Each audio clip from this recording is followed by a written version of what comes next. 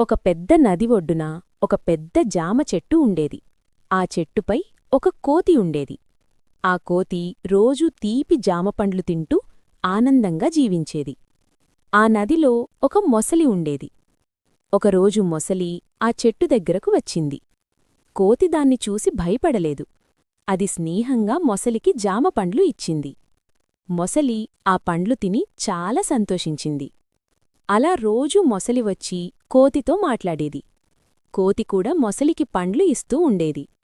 కొద్ది రోజులకే వారు మంచి స్నేహితులయ్యారు. ఒకరోజు మొసలి తన ఇంటికి వెళ్ళి ఆ పండ్లు తన భార్యకు ఇచ్చింది. మొసలి భార్య ఆ పండ్లు తిని చాలా ఇష్టపడింది.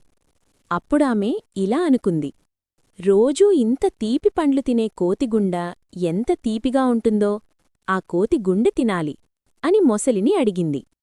మొసలి మొదట అంగీకరించలేదు, కాని భార్య మాటలకు ఒప్పుకొని కోతిని మోసం చెయ్యాలని నిర్ణయించింది.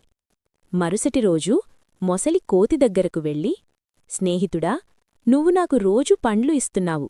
నా భార్య కూడా నిన్ను చూడాలని కోరుతోంది. మా ఇంటికిరా అని చెప్పింది. కోతి మొదట ఆశ్చర్యపోయింది. నేను ఈత కొట్టలేను కదా అని చెప్పింది.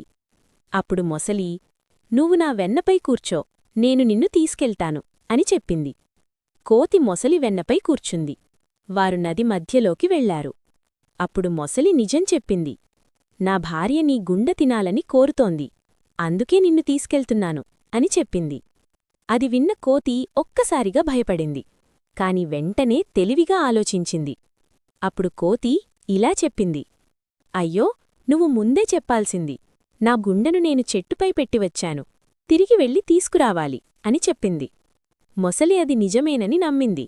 వెంటనే తిరిగి చెట్టు దగ్గరకు వచ్చింది. చెట్టు వద్దకు రాగానే కోతి వెంటనే చెట్టెక్కింది. అప్పుడు కోతి నవ్వుతూ, మూర్ఖుడా, గుండె ఎప్పుడైనా చెట్టుపై పెడతారా? నన్ను మోసం చెయ్యాలనుకున్నావు. ఇకపై ఇక్కడికి రావద్దు అని చెప్పింది. మొసలి తన తప్పు తెలుసుకొని సిగ్గుపడింది. నీతి: ప్రమాదంలో కూడా తెలివిగా ఆలోచిస్తే తప్పించుకోవచ్చు. మరిన్ని ఇంట్రెస్టింగ్ వీడియోల కోసం మా ఛానల్ను సబ్స్క్రైబ్ చేసుకోండి. వీడియో నచ్చితే లైక్ చేయండి, మీ ఫ్రెండ్స్తో షేర్ చేయండి మరియు మీ అభిప్రాయాలను కామెంట్ చేయండి.